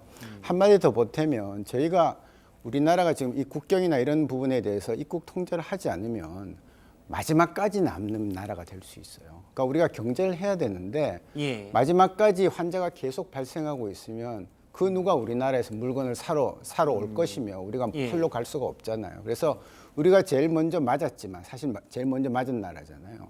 앞으로는 우리가 제일 먼저 깨끗하게 된 나라가 돼야 됩니다. 그래 놓고 딴 나라가 정리가 되면 우리가 가서 물건을 팔고 물건을 사오고 그런 전략을 취하는 게 맞지 않겠나 그렇게 보고 있습니다. 예, 해외 각국에서도 지금 우리나라보다도 예를 들어서 앞서도 얘기했지만 프랑스나 미국은 이동 금지령도 내리고 훨씬 더 봉쇄를 강하게 하고 있는 면입니다. 그런데 올해 그런 정책을 하다 보면 사실은 경제에 흔히 이제 기본이라고 하는 펀더멘털 자체가 다 무너질 수가 있기 때문에 그런 부분들도 아마 해외 각국에서도 부담이 될 수 있는데요. 근데 계속 확진자가 뭐 수백 명 단위로 미국이나 이탈리아나 나온다면 그런 부분도 각국에서는 좀 각국의 방역 당국이 선택하기가 적정한 사회적 거리두기와 적정한 교류를 같이 하기는 어렵지 않을까요? 맞습니다. 그렇지만 그분들도 끝까지 몇 달을 계속 하지는 않을 거예요. 예. 어느 정도 해서 큰 불을 깔아앉히고 나면 그 다음에는 조용한 감염이 시작되는 거거든요. 예. 그래서 결국은 우리가 40%, 70% 전인구 얘기가 나오는 이유가 거기서 나오는 겁니다. 미국은 그 3억 3천만에 1억이 감염돼야 끝날 거다 그렇게 생각하는 거고 우리나라도 5천만에 한 2천만 명 정도는 감염이 돼야 이게 잠잠해지지 않겠다는 거죠. 그래서 2달이면 2달 기간 동안에 큰 불이 나지 않게 막으면서 자잘한 감염은 각 지역별로 다 이제 퍼지는 것이죠. 그러면서 내가 항체가 생기고 또 내 아이한테 내가 안 옮겨주고 하는 그런 이제 일들이 생기면서 집단 면역이라는 게 생기게 됩니다. 의료 시스템이 견딜 수 있을 정도의 확진자 수 네, 그리고 안타까운 사람들의 숫자를 최소화할 수 있는 수로 가면서 많은 사람들이 항체를 갖기를 바라는 수밖에 현재로서는 없는 거군요. 네, 치료제와 그러면서- 백신이 나오기 전에는 우리는 그냥 최대한의 그 발생을 억제하면서 계속 기다려보는 수밖에 없습니다. 예, 방역 당국 대처도 사실 이렇게 거리두기를 1년 넘게 지속한다는 것도 쉽진 않기 때문에 적정한 수준에서는 타협이 볼 거라고 보시는군요. 네, 그렇습니다. 알겠습니다. 하지만 여전히 지금은 뭐 미국이나 이쪽은 확산세가 이제 시작하는 정도여서 아직은 뭐 그런 것들이 약간 섣부른 말일 수도 있을 것 같습니다. 예, 알겠습니다. 다른 얘기를 하나 해볼게요. 그래서 지금 전 세계적으로 사실 이 코로나19 바이러스를 종식시키기 위해서 같이 노력을 해야 되는데 여전히 트럼프 대통령과 중국 당국은 서로 탓을 하며 싸우고 있습니다. 트럼프 대통령이 이제 중국 바이러스라는 표현을 계속 쓰고 있고요. 중국도 좀 강하게 반발을 하고 있죠. 네, 그렇습니다. 트럼프 대통령이 오늘 백악관에서 언론 관련해서 브리핑을 했는데요. 예. 첫말 이렇게 시작을 했습니다. 한번 직접 들어보시죠. Thank you very much. I would like to begin by announcing some important developments in our war against the Chinese virus. 트럼프 대통령은 중국 바이러스라는 용어가 인종차별주의 아니냐 이런 물음에 대해서 전혀 인종차별주의적인 것이 아니다. 그것이 중국에서 왔기 때문이라고 답을 했습니다. 그러면서 중국 정부가 코로나19 발발 정보를 제때 제공하지 않았다. 거듭 비판을 했습니다. 또 경제적 피해를 줄이기 위해서 중국산 수입품 관세를 유예할 생각이 없느냐 이런 질문에 대해선 그럴 이유가 없다. 이렇게 일축을 했습니다. 네, 그러다 보니까 중국도 당연히 반발을 하고 있는데요. 이 중국 감염병 최고 권위자로 알려진 중난산 중국 공정원 원사가 이 코로나19의 발원지가 우한이라는 근거는 없다라고 주장을 했습니다. 이 코로나19가 우한에서 발생한 건 맞지만 발생과 발원이 반드시 같은 건 아니다라고 말을 했고요. 또 과학적인 문제와 정치적인 문제는 서로 다른 것이라면서 명확한 근거 없이 섣불리 결론을 내리는 건 무책임한 일이라고 지적을 했습니다. 그리고 이 WHO도 트럼프 대통령을 향해서 이렇게 얘기를 했는데요. 중국 바이러스라 부르지 말라고 공식적으로 경고를 했습니다. WHO가요? 네. 예. 네, 또 이 베이징 수도과대의 라오이 학장은요, 이 한 언론 매체와의 인터뷰에서 첫 에이즈 환자가 1981년 6월 5일에 미국에서 보고가 됐는데 그럼 에이즈를 미국 성병 바이러스라고 불러야 하는가 뭐 이런 주장을 하기도 했습니다. 또 1918년 전후에 전 세계적으로 유행했던 스페인 독감도 사실 미국에서 출발했다 또 이런 지적을 하기도 했습니다. 결국 이런 언쟁은 얼어붙은 미중 관계를 상징적으로 보여주는 셈인 건데요.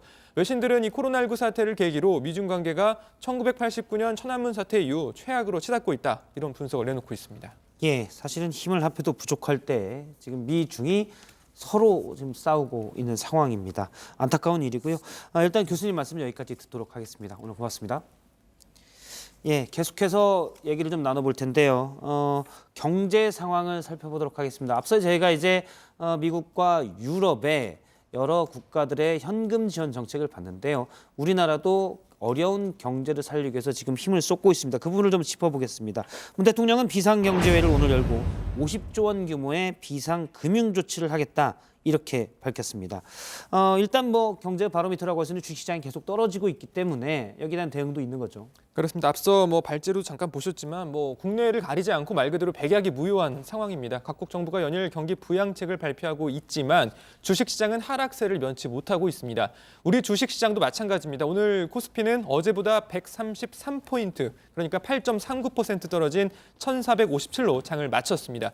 코스피 지수가 1,400선대에 진입한 건 2009년 7월 이후 처음입니다. 자, 코스닥 지수도 어제보다 56.79포인트, 그러니까 11.71% 떨어진 428을 기록했습니다. 오늘 코스피는 상승세로 시작을 했었는데요. 장중 하락세로 돌아서며 오후 들어 낙폭이 커졌고 급기야 사이드카와 서킷 브레이커까지 발동이 됐습니다. 예, 오늘 문재인 대통령이 비상경제회의를 처음으로 주재를 했고요. 여기서 또 비상금융조치를 내렸습니다. 구체적으로 어떤 내용인지 좀 볼까요? 네, 오늘 정부가 문재인 대통령 주재로 1차 비상경제회의 주재를 가졌는데요. 여러 대책이 나왔습니다. 먼저 소상공인 긴급경영자금 신규 지원 규모를 12조 원으로 확대를 하기로 했고요. 소상공인 긴급경영자금은 연 1.5% 안팎의 초저금리 대출 프로그램인데요. 도소매, 음식, 숙박 등 영세 소상공인 그리고 자영업자 등이 주 지원 대상입니다. 또 연매출 1억 원 이하로 이 코로나19로 인해 직간접적인 피해를 입는 업종의 영세 소상공인에 대해서는 3조 원 상당을 전액 보증 지원 프로그램도 별도로 운영하기로 했습니다. 네, 또 이 중소기업과 소상공인이 받는 대출에 대해서는요, 5조 5천억 원 상당의 특례 보증도 공급하기로 했습니다. 이 특례 보증은 일반 보증보다 보증료율은 낮추고 보증 비율은 높은 상품입니다. 전 금융권이 중소기업 소상공인 대출의 만기를 최소 6개월 이상 연장하고 6개월간 이자 납입도 유예해주는 방안도 내놨습니다. 정부는 추후 2차 비상경제회의를 통해서 채권시장 안정펀드와 증권시장 안정기금 등 금융시장 안정 방안을 확정할 방침입니다. 예, 일단 중소기업이나 또 소상공인들이 돈이 없기 때문에 돈을 빌리는 일이 많은데 여기에 대해서 이제 보증을 많이 서주고 또 대출 이율을 좀 낮춰주는 데 중점이 들어가 있는 것 같습니다. 일단 또 이번 대책도 중요한 건 속도가 아니겠습니까? 문 대통령도 이를 강조했다고요? 네, 그렇습니다. 문재인 대통령은 무엇보다 신속하게 결정을 하고 과감하게 행동을 해야 한다고 강조를 하면서 비상경제회의는 논의와 검토가 아니라 결정하고 행동하는 회의가 돼야 할 것이라고 말했습니다. 그러면서 빠른 지원을 당부했는데요. 문 대통령의 말 잠깐 들어보시죠. 다시 한번 특별히 당부합니다. 아무리 좋은 대책도 현장에서 제대로 작동되어야 의미가 있습니다. 오늘 마련하는 금융 지원들이 하루가 급한 사람들에게 그림의 떡이 되어서는 안 됩니다. 결국 지원의 속도가 문제입니다. 대출 심사 기준과 절차도 대폭 간소화하여 적기에 도움이 되도록 감독을 잘해주기 바랍니다. 문 대통령은 오늘 논의한 조치는 필요한 대책의 일부일 뿐이라면서 경제 난국을 헤쳐나가려면 더 많은 대책이 필요하다고 강조를 했습니다. 그러면서 코로나19로 인해 수입을 잃거나 일자리를 잃은 사람들에 대한 지원 대책도 고민해야 한다. 국민의 삶이 무너지는 걸 막는 것이 최우선이다. 이렇게 말을 했습니다.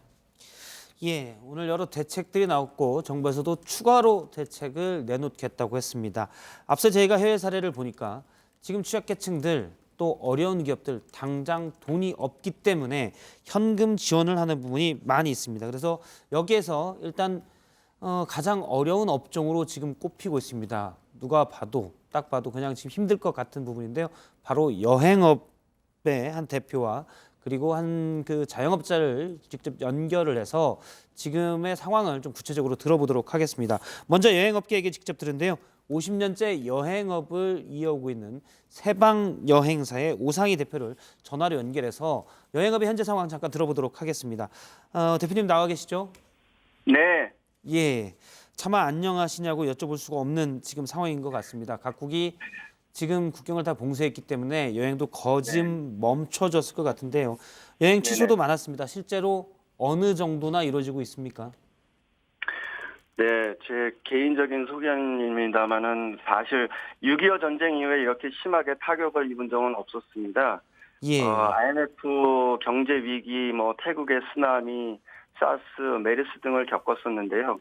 어떤 위기 상황보다도 엄청난 부분의 감소를 보이고 있습니다. 정확히는 그 구정 이후에 캔슬 요청이 몰리기 시작해서요. 예. 2월 한 달 내내 거의 모든 여행사들이 업무가 그 예약 캔슬에 대한 대응으로 보냈습니다. 예. 3월에는 그 오늘 현재 이제 170개국에서 이제 입국 제한 또는 금지로 돼 있어서 예. 내국인의 해외 여행 그리고 이제 외국인의 국내 방문, 기업 출장, 회의 참가 등 모든 여행업 분야가 99% 이상 취소된 상황이고요. 일부 기업 출장 부분만 화상회의 같은 걸로 되지 않는 필요 불가한 경우에만 14일에 현지 격리를 감소하고 어쩔 수 없이 가야 되는 상황만 제외하고는요. 저희 그 표현으로는 그냥 셧다운 상태라고 말씀을 드릴 수 있습니다. 예. 지금 저희가 멈춰버린 공항 사진들 많이 봤었는데요. 다행히 네네. 항공업도 그렇고 당장 직접 타격을 받는 건 또 여행업이라는 것 생각도 듭니다. 주변 여행사들도 그렇습니까? 아마 서로 좀 고충을 얘기할 것 같은데요. 어떻습니까? 2월만 해도 제가 알기로는 그 여행사들 중에 한 100여 개가 넘게 폐업을 한 걸로 알고 있고요. 예. 앞으로 장기화가 되면 지속적인 이제 폐업을 선택할 수밖에 없는 상황이 일어날 수밖에 없다고 생각을 합니다. 하지만 이제 대부분의 여행사들은 앞에서 말씀드렸듯이 80년대 여행 자율화 이후에 그 사스나 메르스 등 그 재난 상황을 겪어본 거라 이에 대처를 잘 하고 있다면 있는 거고요. 규모에 따라서 이제 대처하는 방법이 틀리긴 해도 대형 규모의 업체들은 그 재난 업종으로 지정이 된 이후에 그 정부 지원을 받아가지고 이제 산업의 연속성을 가지려 하고 있고요.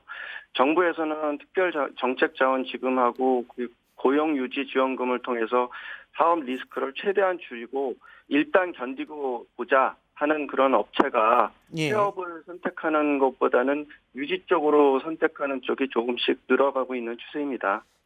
아까 특별 정책 지원 자금 이온다는데 구체적으로 어떤 건가요?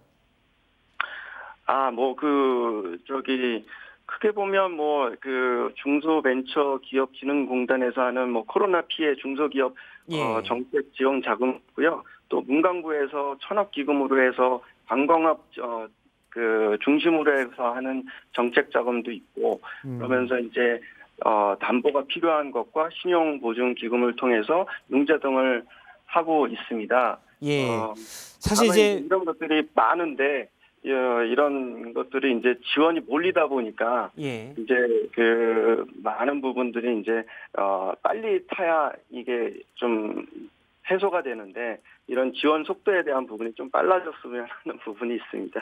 예를 들어서 재무적으로는 그럴 수 있겠죠. 어디에 지불해야 될 그러니까 그 뭐랄까요, 채무가 원래 있었던 거 지불해야 될 부분이 있고 매출이 들어가면 여기서 돈이 들어와서 갚으려고 했는데 그런 부분이 어렵기 때문에 기업들은 대부분 여기서 유동성이 막히면 어려운 상황에 처할 수도 있지 않겠습니까? 그래서 속도가 중요한데 아직은 그 부분이 뭐 여러 가지 정부에서 지원을 하고 있지만 빨리 이루어지지는 않고 있는 거군요. 빨리 이루어지려고 해도 사실은 물리적으로도 불가능한 거를 이해를 못하는 건 아닌데요. 워낙 많은 분들이 신청을 하고 있으니까 그렇지만 이제 워낙 많은 부분들이 이제 몰리다 보니까 이제 차례차례 해야 보면 이제 신청을 하는 것도 이제 몇 주씩 기다려야 되고 또 거기서 이제 심사가 이루어지고 그런 다음에 다시 받는 데까지 또 시간이 걸리니까 그 부분이 조금 아쉬운 부분이 있습니다. 예, 그렇군요. 저희가 이제 산업 측면에서 보면 가장 우려스러운 부분은 그겁니다. 코로나19 바이러스를 나중에 종식을 시키고 다시 일상으로 돌아간다 하더라도 각 기업이 중간에 다 혹시 도산을 해버리면 지금까지 쌓아왔던 이 산업의 근간이 무너져 버리기 때문에 예를 들어서 세방 여행사도 인바운드 그러니까 해외에서 국내로 들어오는 관광객들을 유치하고 이런 관광을 또 하는 비중이 컸다고 들었습니다. 근데 이 시스템이 무너져 버리면 코로나19 바이러스가 된 다음에도 사실 다시 해외에 들어오는 관광객들을 잘 우리나라에서 관광을 할 수 있도록 하기가 어렵지 않겠습니까? 그래서 이제 폐업이 안 되게끔 적절한 지원이 필요한 거죠. 네, 맞습니다. 그래서 뭐 특별 고용 지원 업종으로 또 지정이 돼서 그 부분에 대한 부분도 뭐 많은 지원을 해주시고 계신데 이게 지금 현재는 이제 6개월로 한정이 되어 있는 걸로 알고 있습니다. 근데 지금 국내 상황은 많이 안정화되고 있지만 미국이나 유럽에서는 굉장히 이제 많이 코로나가 퍼지고 있어서 이게 장기화가 되면은 이런 부분에 대한 그 정부의 지원이 조금 더 늘어나거나 지속적으로 좀 이루어졌으면 하는 바람이 있습니다. 알겠습니다. 지금 사실은 여행이 다 취소되면서 어려움을 겪고 있는 업종입니다. 여행업 세방여행사의 오상희 대표로부터 현 상황을 좀 들었습니다. 오늘 말씀 고맙습니다. 네, 감사합니다. 예, 계속해서 그러면 지금 또 가장 어려운 자영업자 중에 한 분입니다. 대구에서 곱창집을 운영하시는데요. 이 곱창 가게가 신천지 교회가 있던 곳 근처입니다. 여기가 원래 곱창 골목이 있었다고 하는데 다 어려워졌다고 합니다. 이 사장님을 한번 연결해서 한병춘 사장님인데요. 직접 얘기를 좀 들어보겠습니다. 나와 계시죠? 네, 안녕하세요. 반갑습니다. 예, 목소리가 일단 씩씩하시니까 좋습니다. 자, 대구에서 이 곱창 골목이 저희가 듣기에는 신천지 교회, 그러니까 확진자가 상당히 나왔던 대구 신천지 대구 교회와 거리가 가깝다고 그러는데 얼마나 가깝습니까? 네, 맞습니다. 저희 신천지와 안지랑 곱창 골목은 걸어서 7분이나 10분 정도의 거리에 있고요.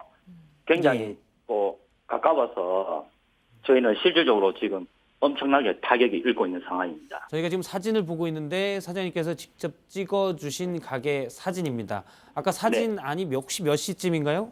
사진 보내주신 게? 그때가 오후 5시 30분쯤 될 겁니다. 손님이 한 테이블도 없군요. 네네. 예,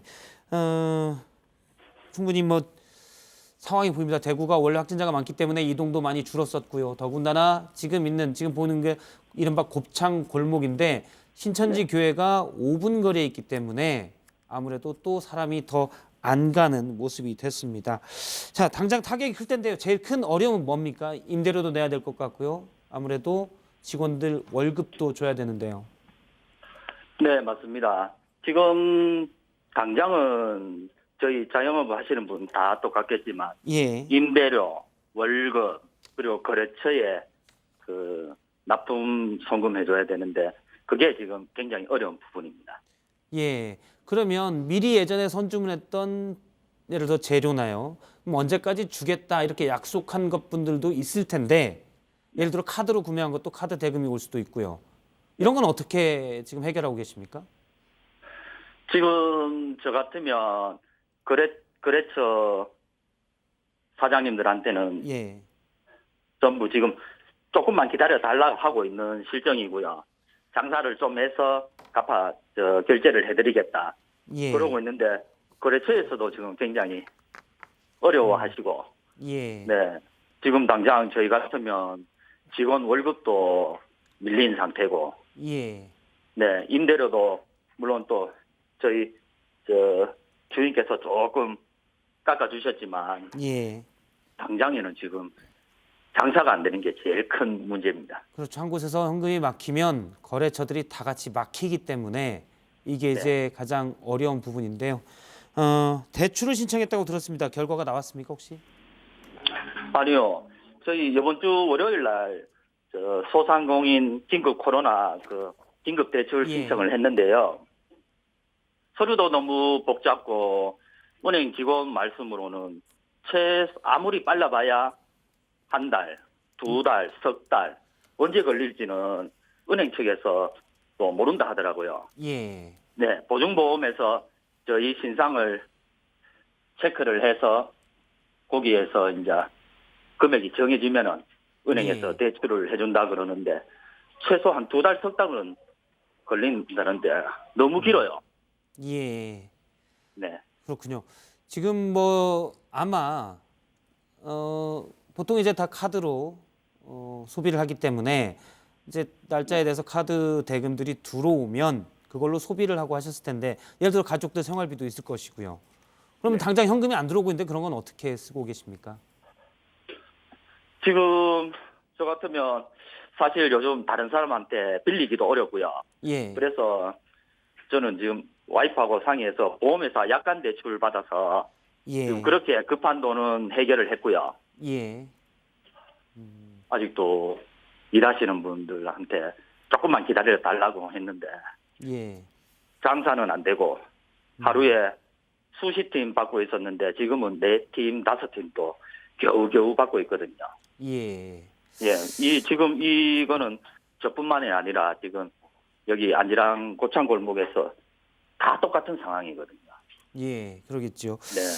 알겠습니다. 정부에서 지금 오늘도 여러 가지 소상공인들을 위한 저금리 대출이나 보증 부분을 넓히는 부분을 냈습니다. 혹시 이러이러한 대책이 필요하다라는 게 있으면 뭐가 있을까요? 아무래도 지금 당장 저도 개인적으로 대출을 신청했지만은 대출금이 언제 나올지도 모르고 그게 빨리 좀 나왔으면 좋겠고요. 예. 그리고 또 지금 뉴스를 보니까 정부 지원 자금도 지금 많이 쓰고 있다 하는데 그게 언제 저희한테 좀 도움이 되려는지 지금 뭐 대구가 특별 재난 지역으로 선포는 됐다 하는데 사실 저희한테 어떻게 해주겠다, 무엇을 해주겠다 아무 말도 없거든요. 예. 그래서 지금 당장 어려운데 지금 당장 빠른 지원이 좀 필요한데 언제 될지 모르니까 사실 그게 더 답답한 심정입니다. 알겠습니다. 뉴스에서는 여러 대책이 나왔다. 어떤 식으로 보증을 해준다, 신속 대출을 한다지만 당장 가면 되진 않고 어떻게 하는지 잘 알 수도 없는 상황이군요. 네. 알겠습니다. 여기까지 말씀을 듣도록 하겠습니다. 네, 지금 고맙습니다. 손님들이 많이 줄은 대구 곱창골목의 사장님의 얘기를 들어봤습니다. 자, 지금 각 지방자치단체에서는 일단 몇몇은 현금 지원을 시작을 했죠. 서울시부터 보도록 할까요? 네, 서울시가요 이 재난 긴급 생활비를 지원하기로 했습니다. 이 117만 가구에 지급하겠다는 건데요. 코로나 사태를 재난이라고 보고 기본소득 차원에서 자금을 지원하겠다는 겁니다. 대상은 서울시 중위소득 이하 가구인데요. 정부가 내놓은 추경 등을 통해서 지원을 받는 사람들은 일단 제외가 됩니다. 자, 1에서 2인 가구는 30만 원, 그리고 3에서 4인 가구는 40만 원, 5인 가구 이상은 50만 원이 지원됩니다. 앞서 이제 중위소득이란 말이 좀 어려운데 구체적으로는 어떤 건가요? 네, 그러니까 국내 모든 가구를 소득 순서대로 줄을 세웠을 때 정확히 한 가운데를 차지하는 가구의 월 평균 소득을 말하는 겁니다. 가구별로 살펴보면 1인 가구는 175만 7천 원, 그리고 2인 가구는 299만 1,000원, 그리고 4인 가구는 474만 9천 원인데요. 가구 소득이 중위소득보다 낮으면 지원금 신청이 가능합니다. 서울시는 오는 30일부터 주민센터에서 신청을 받을 예정이라고 합니다. 예, 지금 뭐 추경을 통해서 정부 지원을 받는 가구는 제외된다고 하는데 지원금은 현금으로 주는 건가요? 일단 선택할 수가 있는데요. 이 모바일로 된 지역 상품권이나 이 선불 카드 가운데 하나를 선택할 수 있습니다. 사용 기한은 6월 말까지인데요. 이 지원금이 지역 사회에 돌아야지 소상공인들이 숨통이 트일 수 있다라는 걸 고려한 걸로 보입니다.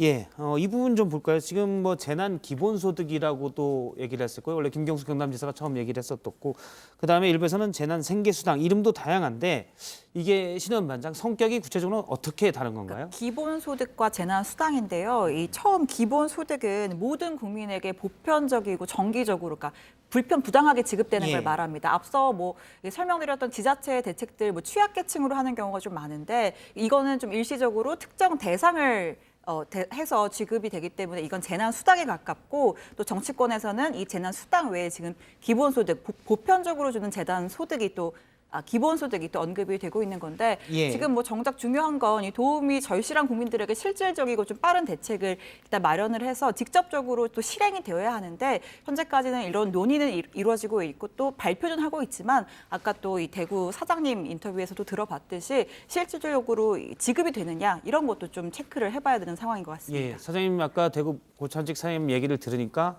당장 현금이 급한 그런 상황입니다. 그리고 한 가게가 무너지면 앞서도 얘기를 들었지만 거래처들이 연달아 무너질 수가 있는 상황이어서 저희가 이제 얘기하는 건 빠른 대응이 정말 필요하다는 부분이고요.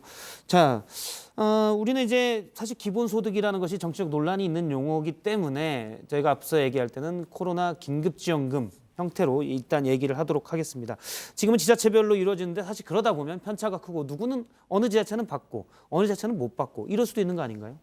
네, 그렇습니다. 서울시에서 이번 지원에 투입하는 예산만 3,270억 원입니다.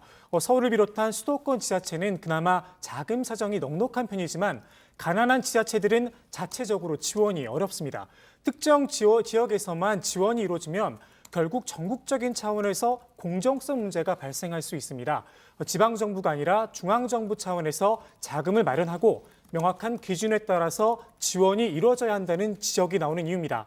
박원순 서울시장도 정부가 나설 때라고 강조를 했습니다. 정부 차원의 전국적인 재난긴급생활비 도입이 반드시 필요합니다. 정부와 국회에서 아무쪼록 전례 없는 일을 할지라도 전격적이고 파격적인 논의를 통해서 다시 한번 도입해 주실 것을 간곡하게 요청드립니다. 예, 박 시장 얘기는 이제 2차 추경에 나서달라는 말인데 정부 입장은 조금 미온적이죠. 네, 이 박원순 시장은 앞서 정부에 4조 8천억 원 규모의 긴급재난생활지원금을 추경에 포함시켜달라고 요청을 했었다고 합니다. 그런데 이걸 기획재정부에서 재정 건정성을 이유로 부정적인 입장을 밝혔다고 하는데요. 그동안 2차 추경에 대해서도 미온적인 입장이었습니다. 그런데 오늘 조금 이 분위기가 바뀌었습니다. 홍남기 경제부총리의 말 직접 들어보시죠. 2차 추경에 대해서 말씀을 갖다 붙다 드리는 것보다도 그런 대책 마련하는 과정에서 저는 논의가 되지 않겠는가 이렇게 생각이 됩니다. 홍남기 부총리가 2차 추경에 대해서 논의하겠다라고 말한 건 이번이 처음이라고 합니다. 예, 2차 추경이 되려면 결국은 정치권이 해야 됩니다. 앞서 저희가 여행업 대표 얘기 그리고 손님이 거의 없는 곱창집 사장님의 얘기를 들었는데 각 산업과 가게, 자영업자들은 하루가 급합니다. 하지만 정부에서는 일단 앞둔 총선이 정치권에서는 일단 코앞에 있는 총선이 더 급한 것 같습니다. 이 얘기를 해보도록 할 텐데요. 지금 더불어민주당과 미래통합당 모두 꼼수 위성정당 논란이 있습니다. 민주당도 위성정당 비례연합을 만들었는데 역시 위성정당이다. 진보 진영 내에서도 비판이 있고요. 또 미래통합당은 미래한국당으로 위성정당을 만들었었는데 비례대표 순위를 두고 계속 내분이 커지고 있습니다. 이 부분을 조익신 반장의 소식으로 직접 들어보겠습니다. 정치는 살아있는 생물이다.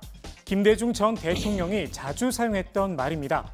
살아있는 생물이 수시로 변하듯 어제 다르고 오늘이 다른 게 정치라는 이야기입니다. 그렇다고 호떡 뒤집듯 입장을 바꿀 수는 없겠죠. 그래서 필요한 게 바로 명분입니다. 더불어민주당이 비례정당인 더불어시민당을 출범시켰습니다. 이미 선례가 있었습니다. 미래통합당이 만든 미래한국당입니다. 당시 가장 앞장서서 날을 세운 게 바로 민주당이었습니다. 의석 도둑질이라면서 쓰레기 위성정당이다, 꼼수 가짜 정당이다, 거침없는 비판을 쏟아냈습니다. 그런데 앞서 말씀드렸듯이 정치는 생물입니다. 총선을 앞두고 계산기를 두드려보니 당장 제1당을 보수 야권에 뺏길 수도 있다는 걱정이 생긴 겁니다. 비례정당은 꼼수다. 이 호떡을 뒤집어야 하는데 마땅한 명분이 없었습니다. 이럴 때 어른들의 지혜가 필요하죠. 시민사회 원로들이 길을 터줬습니다. 함께 미래한국당이라는 사상 초유의 꼼수를 저지하고 정치개혁을 완수하기 위한 선거연합 정당을 만들어냅시다. 정치개혁연합 덕에 명분을 얻은 민주당. 이유론 일사천리였습니다. 당원 투표로 절차적 정당성까지 갖춘 뒤 진보 정당들에게 함께하자며 러브콜을 보냈습니다. 의석을 결코 더 얻고자 하는 것이 아닙니다. 소수 정당의 국회 진출을 우선하겠습니다. 정의당은 꼼수라며 끝까지 합류를 거부했지만 비례위성정당은 위헌정당이고 위성정당이며 가짜정당입니다. 국민의 표를 도둑질하는 그런 꼼수 정치에 정의당이 몸을 담을 수는 없습니다. 녹색당과 미래당, 민중당은 비례연합 정당 참여 의사를 밝히면서 민주당에 힘을 실어줬습니다. 그런데 소수 정당의 국회 진출을 우선하겠다고 했던 민주당이 입장을 싹 바꿨습니다. 정강 정책을 공유할 수 있는 정당하고만 함께하겠다고 말입니다. 이념 문제라든가 성소수자 문제라든가 이런 좀 불필요한 소모적인 논쟁을 일으킬 수 있는 정당들과의 연합에는 좀 저희는 어려움이 있다 이렇게 판단하고 있습니다. 그리고 선택한 원외 정당들. 이 가운데 3개의 정당은 만들어진 지 채 한 달도 안 돼 이름조차 낯섭니다. 민주당은 비례정당의 명분을 준 시민사회 원로들도 배제를 했습니다. 정치개혁연합 대신에 시민을 위하여라는 새로운 세력과 손을 잡았습니다. 민주당이 자기 입맛대로 비례대표를 공천하려고 신생정당과 손을 잡아 무늬만 연합이 됐다는 비판이 나옵니다. 그냥 시민을 위하여 하고 처음부터 플랫폼을 하려고 했던 것이 아닌가. 또 하나 위성정당을 민주당은 처음부터 계획한 것으로 볼 수밖에 없습니다. 민주당 안에서도 이건 아니다라는 목소리가 나왔습니다. 몹시 민망하다는 겁니다. 민주당을 오랫동안 걱정해 주시고 도와주신 시민사회 원로들께 서운함을 안겨드리는 일은 바람직하지 않다고 생각하고 지난달 이인영 더불어민주당 원내대표는 국회 교섭단체 연설에서 이렇게 이야기를 했습니다. 무조건 국회 제1당이 되고자 한다면 그런 미래통합당은 민주주의도 정당 정치도 국민의 눈초리도 체면도 염치도 모두 다 버렸다고.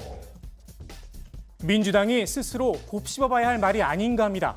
제가 준비한 발제는 여기까지입니다. 자세한 내용은 들어가서 이야기하도록 하겠습니다.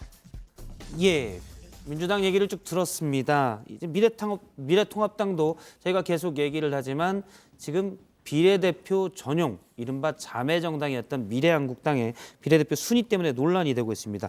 근데 이 문제가 어제 저희가 전할 때는 공병호 공관위원장이 한 발 물러서면서 되나 했더니 해결이 아직 안 됐다고요. 네, 이 미래통합당의 비례정당인 미래한국당 공관위가 기존 비례대표 명부를 다시 심의해서 새롭게 명단을 내놨는데요. 예. 미래통합당 영입인재 4명의 공천 순번을 조정해서 당선 예상권이라고 하는 20번 안쪽으로 배치를 했습니다. 하지만 이 역시 황교안 미래통합당 대표를 만족시키지는 못한 것 같습니다.